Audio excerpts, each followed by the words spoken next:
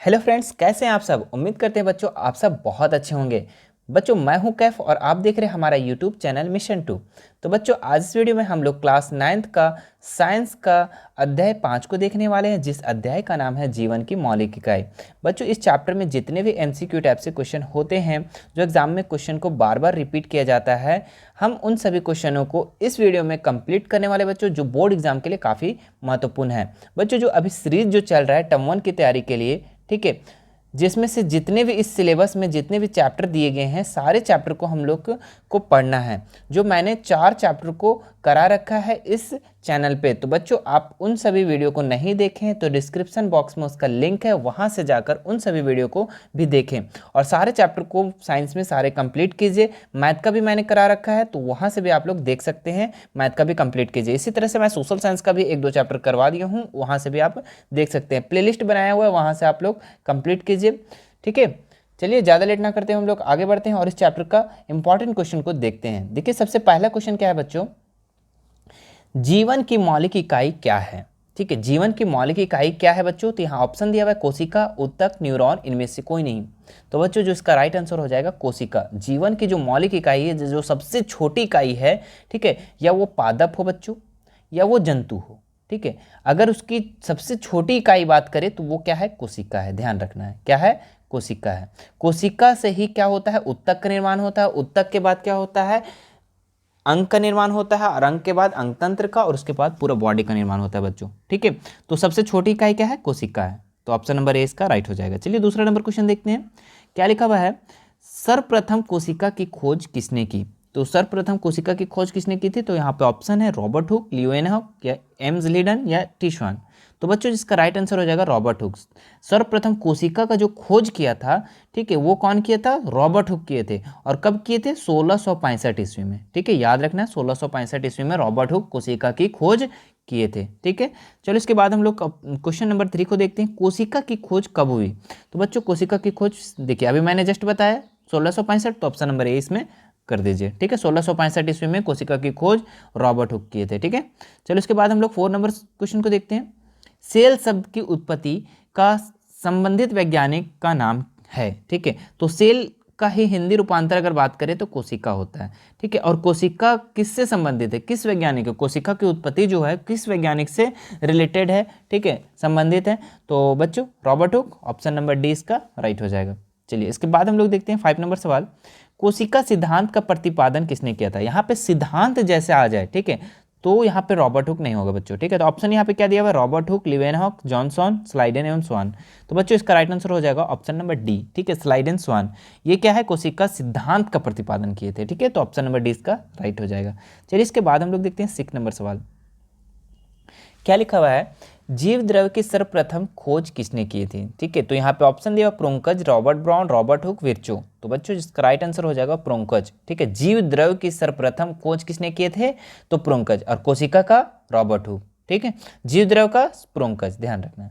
चलो इसके बाद हम लोग देखते हैं 7 नंबर सवाल, क्या लिखा हुआ है, मानव शरीर के सबसे बड़ी कोशिका क्या है बच्चों। तो यहाँ ऑप्शन दिया हुआ तंत्रिका कोशिका, गुर्दे की कोशिका, यकृत कोशिका, पेशी कोशिका। तो बच्चों इसका राइट आंसर हो जाएगा ऑप्शन नंबर ए, तंत्रिका कोशिका। मानव शरीर की अगर बात करें सबसे बड़ी कोशिका है ना, तो वो तंत्रिका कोशिका है, जो 90 सेंटीमीटर से 100 सेंटीमीटर के लगभग होता है बच्चों, ठीक है। तो सबसे बड़ी कोशिका तंत्रिका कोशिका, ध्यान रखना, ठीक है, बार बार क्वेश्चन को रिपीट किया जाता है। चलिए इसके बाद हम लोग देखते हैं 8 नंबर सवाल, ठीक है। 8 नंबर सवाल क्या है बच्चों, जीव शरीर की रचनात्मक एवं कार्यात्मक इकाई क्या है, ठीक है। तो जीव द्रव्य की रचनात्मक एवं कार्यात्मक इकाई क्या है बच्चों, कोशिका। तो ऑप्शन नंबर ए इसका राइट हो जाएगा, ठीक है। रचनात्मक भी है और कार्यात्मक भी है, ठीक है, काम भी करता है और रचना भी करता है। तो ऑप्शन नंबर ए इसका राइट हो जाएगा। चलिए इसके बाद देखते हैं बच्चों, और हाँ बच्चों अगर आप चैनल पे नए हैं तो सब्सक्राइब जरूर कर लीजिएगा और बेल आइकन बटन को भी प्रेस कर दीजिएगा। अगर आपको वीडियो अच्छा लग रहा होगा तो लाइक जरूर कर दीजिएगा, ठीक है, कमेंट कीजिए बार बार, ठीक है। चलिए इसके बाद हम लोग देखते हैं अगले क्वेश्चन को, 9 नंबर, क्या है 9 नंबर क्वेश्चन, सबसे छोटा एक कोशिकीय जीव कौन सा है। तो यहाँ पे ऑप्शन दिया हुआ है ईस्ट, जीवाणु, अमीबा, माइक्रोप्लाज्मा। तो सबसे छोटा कोशिका कौन सा है बच्चों, तो ऑप्शन नंबर डी, माइक्रोप्लाज्मा। जब सबसे छोटा कहेगा तो माइक्रोप्लाज्मा। मानव शरीर के सबसे बड़ी कोशिका तंत्रिका कोशिका, बड़ी बोलेगा तो तंत्रिका कोशिका, छोटा बोलेगा तो माइक्रोप्लाज्मा। तो ऑप्शन नंबर डी इसका राइट हो जाएगा बच्चों। चलिए इसके बाद हम लोग 10 नंबर सवाल देखते हैं। ठीक है, देखिए लॉलीपॉप क्वेश्चन है बच्चों। ठीक है, याद रखना है, क्वेश्चन आता है। ठीक है, कोशिका का ऊर्जा ग्रह, पावर हाउस या बिजली घर, तीन चीज, ऊर्जा ग्रह भी उसी को कहते हैं, ऊर्जा घर या पावर हाउस या फिर बिजली घर, किसको कहते हैं? तो ऑप्शन यहाँ पे 4 दिया हुआ है, माइटोकॉन्ड्रिया, गोल्जी का उपकरण या फिर लवक या राइबोसोम। तो बच्चों इसका राइट आंसर हो जाएगा ऑप्शन नंबर ए। ठीक है, माइटोकॉन्ड्रिया को ही क्या कहा जाता है? बिजली घर कहा जाता है ना। बिजली घर, ऊर्जा घर, सब इसी को कहा जाता है, ऊर्जा घर, बिजली घर या फिर पावर हाउस। ठीक है, यहीं पे कहा जाता है, क्योंकि ऊर्जा का निर्माण यहीं होता है बच्चों, माइटोकॉन्ड्रिया में ही होता है। ठीक है, लॉलीपॉप क्वेश्चन है, बार बार क्वेश्चन को रिपीट किया जाता है। चलो इसके बाद देखते हैं। देखिए ये भी एकदम अच्छा क्वेश्चन है बच्चों, ये भी क्वेश्चन को रिपीट किया जाता है। आत्महत्या का थैली क्या कहलाता है? क्या कहलाता है? तो ऑप्शन है यहाँ पे लवक, रिक्तिका, लाइसोसोम, केंद्रिका।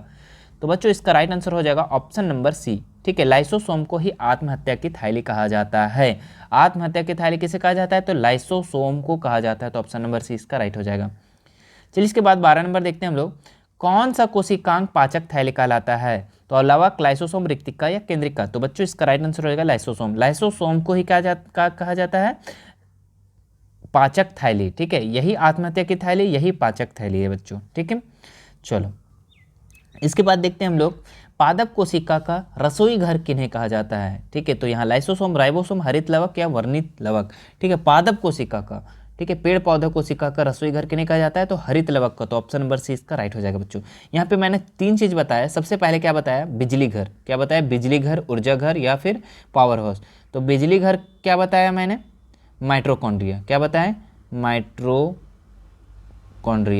ठीक है, माइटोकॉन्ड्रिया। और क्या बताया? माइटोकॉन्ड्रिया ना, नहीं होगा ना, हाँ माइटोकॉन्ड्रिया। बिजली घर हो गया। अगर आत्महत्या की थैली बोला तो आत्महत्या की थैली, आत्महत्या की थैली बोला गया तो कौन सा बोलेंगे बच्चों? तो इसको हम लोग बोलेंगे लाइसोसोम। क्या बोलेंगे? लाइसोसोम। ठीक है, तो ये हो गया। और यहाँ पे अगर बिजली घर, रसोई घर बोल दिया तो रसोई घर हरित लवक। ठीक है, तो यहाँ पे 3 चीज बताया, बिजली घर, माइटोकॉन्ड्रिया, आत्महत्या की थैली, लाइसोसोम और रसोई घर हरित लवक। ठीक है, याद रखिएगा, क्वेश्चन तीनों में से एक 100% रहेगा बच्चों। ठीक है, चलो इसके बाद हम लोग देखते हैं 14 नंबर सवाल। क्या है? पादप कोशिका के सबसे बाहरी आवरण को क्या कहते हैं? तो पादप कोशिका के सबसे बाहरी आवरण को क्या कहते हैं? ठीक है, यहाँ पे 2 कोशिका होता है बच्चों, एक पादप कोशिका, एक जंतु कोशिका। ठीक है, जीव जंतु में हम लोग भी आते हैं। ठीक है, ध्यान रखना है। तो 2 चीज होता है, एक पादप कोशिका, एक जंतु कोशिका। ठीक है, पादप कोशिका में भी केंद्रक होता है, पादप कोशिका में भी केंद्रक होता है और जंतु कोशिका में भी केंद्रक होता है।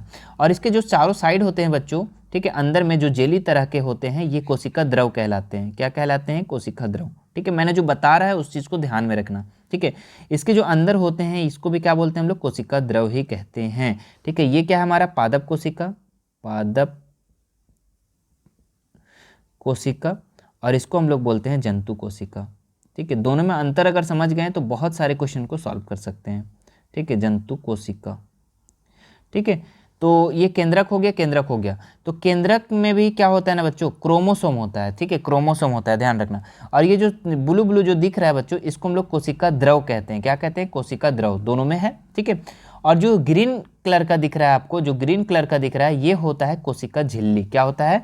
कोशिका झिल्ली। ठीक है, देखो यहाँ पे से हम डिनोट कर दे रहे हैं। ठीक है, ये जो ग्रीन कलर का है ये क्या है? कोशिका झिल्ली। ठीक है, लेकिन बात करें जब पादप कोशिका में, ठीक है, पादप कोशिका में बात करें बच्चों, तो इसमें क्या है ना कि इसमें पादप कोशिका झिल्ली के ऊपर एक और परत होता है। ठीक है, जिसको हम लोग बोलते हैं कोशिका भित्ति कहते हैं। तो यहाँ पे क्वेश्चन क्या बोला है? पादप कोशिका के सबसे बाहरी आवरण को क्या कहते हैं? तो कोशिका भित्ति होगा, ना कि कोशिका झिल्ली। हाँ, लेकिन अगर पूछ दिया जंतु कोशिका के सबसे बाहरी आवरण को क्या कहते हैं? तो कोशिका झिल्ली कहते हैं। ठीक है, ध्यान रखना है। तो पादप कोशिका के सबसे बाहरी आवरण को कोशिका भित्ति, जो कि सिर्फ पादप कोशिका में ही होता है, जंतु कोशिका में नहीं होता है। ठीक है, तो ये अंतर आप लोग को समझना चाहिए। ठीक है, और जो मैंने बताया कि जो कोशिका द्रव है, जो ब्लू ब्लू अंदर में है बच्चों, ठीक है, ये है क्या? कोशिका द्रव। इसी में माइटोकॉन्ड्रिया होता है, इसी में लाइसोसोम होता है, इसी में हरित लवक होता है, सब इसी में होता है, कोशिका द्रव में ही होता है। ठीक है, ध्यान रखें, गोल्जी का उपकरण सब इसी में होता है। ठीक है, आप अगर बुक को अच्छे से पढ़े होंगे तो ये चीज़ समझ पा रहे होंगे। ठीक है, चलो, और मैंने तो इसमें भी समझा दिया। चलो इसके बाद हम लोग 15 नंबर सवाल को देखते हैं, क्या लिखा हुआ है। पादप कोशिका के चारों तरफ पाए जाने वाली झिल्ली को कहते हैं। तो पादप कोशिका के चारों तरफ पाए जाने वाली झिल्ली को, तो पादप कोशिका, और यहाँ पे झिल्ली बोल रहा है, ना कि बोल रहा है भित्ति नहीं बोल रहा है, झिल्ली बोल रहा है। तो झिल्ली क्या है, पादप कोशिका के चारों ओर क्या होता है, कोशिका झिल्ली है ना, कोशिका झिल्ली होता है। तो ऑप्शन नंबर कौन सा हो जाएगा इसका, सी। ठीक है, कोशिका झिल्ली को ही प्लाज्मा झिल्ली कहते हैं, ये याद रखना है। ठीक है, बस इसीलिए घुमाया है यहाँ पे। ठीक है, वरना सिर्फ नहीं पूछता। तो यहाँ पे प्लाज्मा झिल्ली होगा। ठीक है, प्लाज्मा झिल्ली कोशिका झिल्ली बात बराबर है। चलो इसके बाद हम लोग देखते हैं नेक्स्ट सवाल को बच्चों। अगला क्वेश्चन है तारक केंद्रक का कार्य है। तो तारक केंद्रक का क्या कार्य है बच्चों, यहाँ पे ऑप्शन दिया हुआ है डीएनए संश्लेषण, तर्कु निर्माण, श्वसन, जनन। ठीक है, तो तारक केंद्रक का कार्य जो बच्चों वो है कोशिका विभाजन। क्या है, कोशिका विभाजन, कोशिका विभाजन। ठीक है, और कोशिका विभाजन तभी होता है बच्चों जब तर्कु निर्माण होता है। तो ऑप्शन नंबर 20 का राइट हो जाएगा। ठीक है, कोशिका विभाजन, ठीक है, जिसको हम लोग बोलते हैं सेंट्रोसोम बच्चों। ठीक है, ये तारक का एक केंद्र क्या, सेंट्रोसोम, जो एक इसका कार्य क्या है, कोशिका विभाजन है। ठीक है, यानी एक कोशिका से डबल कोशिका बन जाता है। ठीक है, तो ध्यान रखना है। तो ऑप्शन 20 का राइट हो जाएगा। इसके बाद देखते हैं हम लोग 17 नंबर सवाल, क्या लिखा हुआ है, केंद्रक में पाए जाते हैं। तो मैंने बताया था अभी पीछे जस्ट, केंद्रक है ना, कोशिका में एक केंद्रक होता है और केंद्रक में क्या पाया जाता है, क्रोमोसोम पाया जाता है। क्रोमोसोम, इसके अंदर क्रोमोसोम पाया जाता है। तो ऑप्शन नंबर ए इसका राइट हो जाएगा बच्चों। ठीक है, चलिए आगे आते हैं हम लोग 18 नंबर सवाल, इनमें से कौन प्रोटीन का निर्माण केंद्र है। तो माइटोकॉन्ड्रिया, क्लोरोप्लास्ट, राइबोसोम या लाइसोसोम। तो बच्चों जिसका राइट आंसर हो जाएगा ऑप्शन नंबर सी, राइबोसोम। ठीक है, क्या है कि प्रोटीन का निर्माण कौन करता है, तो राइबोसोम करता है। कौन करता है, राइबोसोम। तो ऑप्शन नंबर सी इसका राइट हो जाएगा। चलिए आगे आते हैं हम लोग, पादप कोशिका का कौन सा भाग निर्जीव होता है। ठीक है, तो यहाँ पे ऑप्शन दिया हुआ है कोशिका भित्ति, कोशिका झिल्ली, केंद्रक झिल्ली या प्लाज्मा झिल्ली। ठीक है, तो बच्चों इसका राइट आंसर हो जाएगा ऑप्शन नंबर ए, कोशिका भित्ति। मैंने बताया था, ठीक है, कि एक कोशिका होता है और कोशिका के ऊपर एक बाहरी आवरण होता है। ठीक है, जो उसको हम लोग कोशिका भित्ति कहते हैं। ठीक है, कोशिका झिल्ली में तो दोनों में होता है, जंतु कोशिका में भी और पादप कोशिका में, लेकिन पादप कोशिका में एक बाहरी आवरण होता है जिसको हम लोग क्या बोलते हैं, कोशिका भित्ति कहते हैं, और ये निर्जीव होता है। ठीक है, निर्जीव होता है। ठीक है, लेकिन कोशिका झिल्ली जो ब्लू ब्लू कलर का दिख रहा है, ये क्या होता है, कोशिका झिल्ली जो जीवित होता है। ठीक है, तो निर्जीव कौन सा है, कोशिका भित्ति। ठीक है, चलिए इसके बाद हम लोग नेक्स्ट सवाल को देखते हैं। हाँ, जीन बने होते हैं। तो ऑप्शन है बच्चों यहाँ पे डीएनए के खंड से, माइटोकॉन्ड्रिया एवं राजधानी से, या लाइसोसोम से, या क्रोमैटिन धागों से। तो बच्चों जो जीन बने होते हैं, तो बच्चों ये डीएनए के खंड से बनते हैं। किससे बनते हैं, डीएनए के खंड से जीन बने होते हैं। ठीक है, तो ऑप्शन नंबर ए इसका राइट हो जाएगा। चलिए इसके बाद हम लोग देखते हैं नेक्स्ट सवाल, तारक काय पाया जाता है।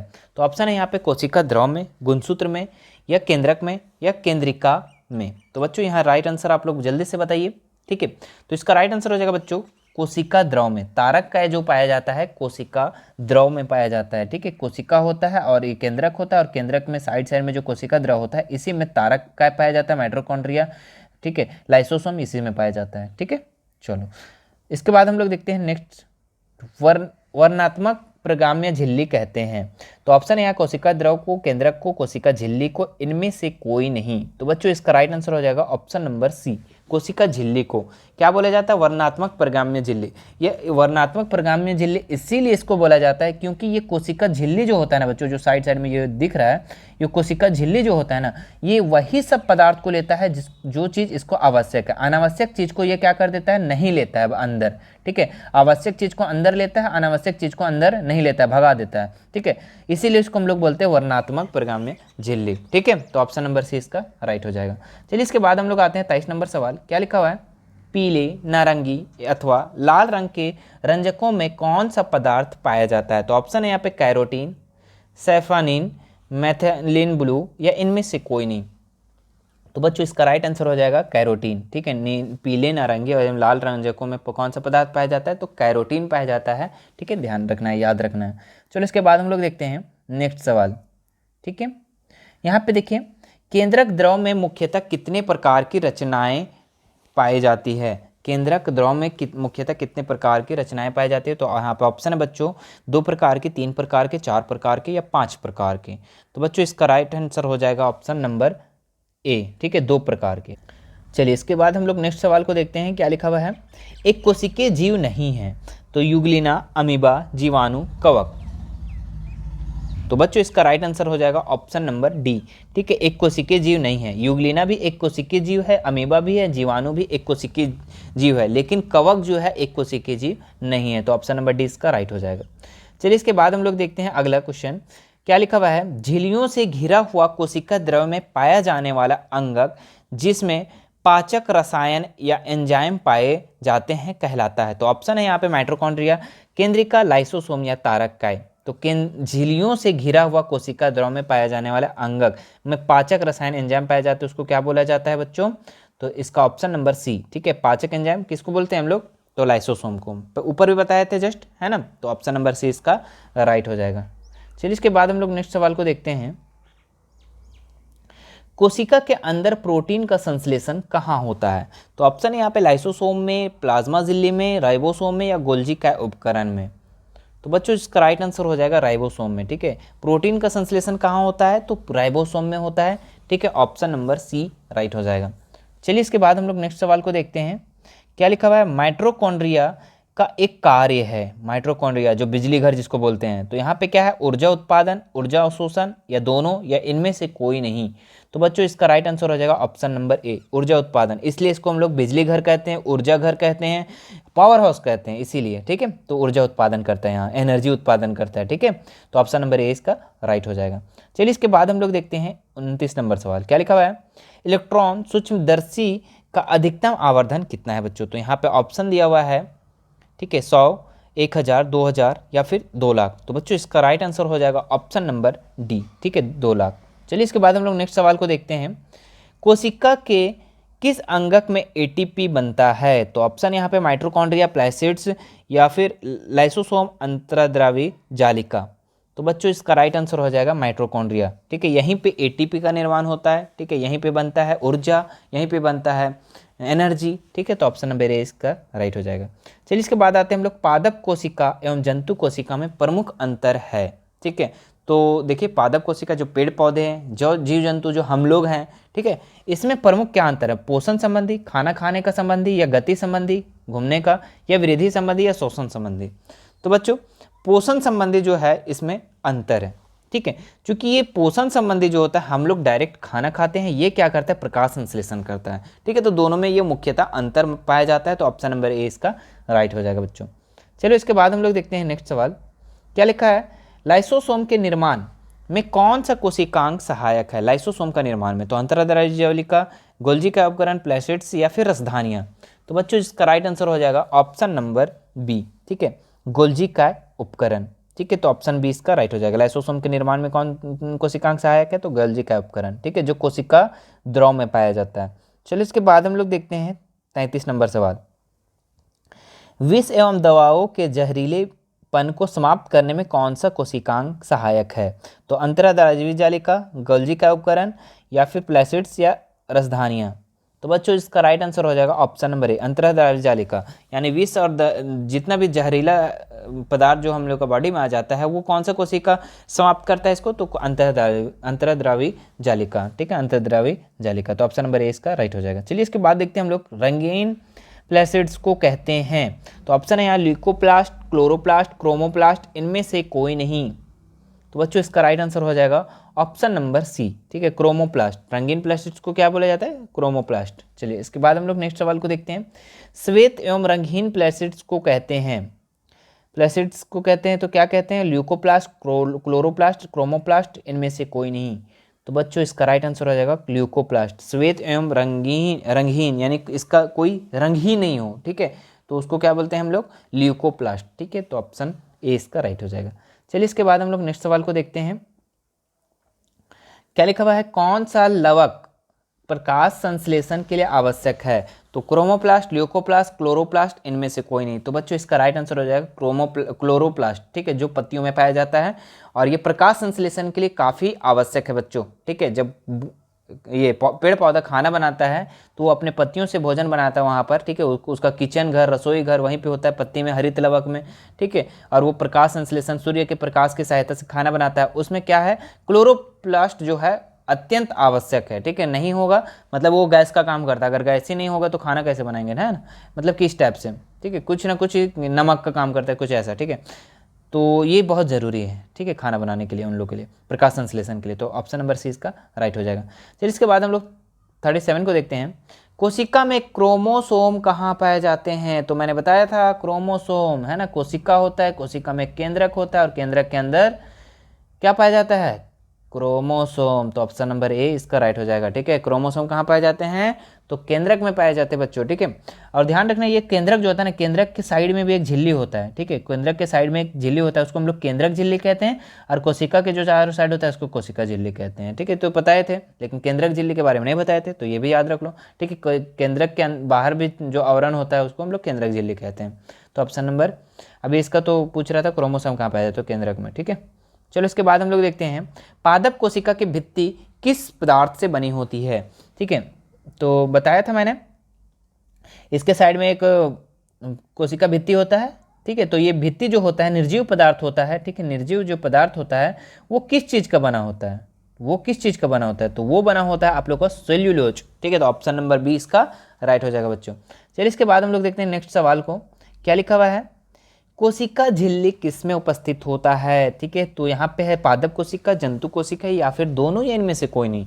तो वो झिल्ली पूछ रहा है, क्या पूछ रहा है? झिल्ली, कोशिका झिल्ली। तो ये दोनों में पाया जाता है। झिल्ली जो होता है पादप कोशिका में भी और जंतु कोशिका में। लेकिन भित्ति पूछ देता तो, सिर्फ भित्ति पूछ देता तो क्या बोलते हैं हम लोग? कोशिका पादप में सिर्फ पाया जाता है, ठीक है। लेकिन यहाँ पे झिल्ली पूछा है, कोशिका झिल्ली, तो दोनों में पाया जाता है, ठीक है, दोनों में। तो ऑप्शन नंबर बी सी इसका राइट हो जाएगा, सी, ठीक है। चलिए इसके बाद हम लोग इसका लास्ट सवाल को देखते हैं, ठीक है। जंतु कोशिका में नहीं पाया जाता है, तो ऑप्शन है यहाँ पे कोशिका झिल्ली, कोशिका भित्ति, राइबोसोम या माइटोकॉन्ड्रिया। तो जंतु कोशिका में क्या नहीं पाया जाता? तो कोशिका भित्ति, ठीक है। चूंकि कोशिका भित्ति तो सिर्फ किस में पाया जाता है? पादप कोशिका में, सिर्फ पादप कोशिका में पाया जाता है। तो ये जंतु कोशिका में क्या नहीं पाया जाता है? तो कोशिका भित्ति नहीं पाया जाता है। तो ऑप्शन नंबर बी इसका राइट हो जाएगा बच्चों, ठीक है। तो उम्मीद करते हैं आप लोग को ये पूरा वीडियो अच्छा लगा होगा, ठीक है। और पूरा का पूरा समझ में भी आ गया होगा। इसमें जितने भी क्वेश्चन दिए गए हैं, बहुत क्वेश्चन में बार बार रिपीट किया गया है एग्जाम में, ठीक है। तो ये सब सारे इंपॉर्टेंट क्वेश्चन है बच्चों, इसको अच्छे से देख लो, ठीक है। और इस चैप्टर के करवाने के बाद मैं क्या करूँगा, पूरा कंबाइंड मैं इसे करवा दूंगा, ठीक है। एक ही बार में सारे चैप्टर को एक बार में कंबाइन करके मैं उन्हें बता दूंगा। और प्रीवियस ईयर क्वेश्चन भी मैं बताऊंगा, ठीक है। तो चैनल पे बने रहें, और चैनल पे नए हैं तो सब्सक्राइब जरूर कर लेंगे बच्चों, ठीक है। और नहीं कर लिए हैं तो अच्छी बात है, लाइक और कमेंट जरूर कीजिएगा, ठीक है। मिलते हैं नेक्स्ट वीडियो में अगले चैप्टर को लेकर। धन्यवाद।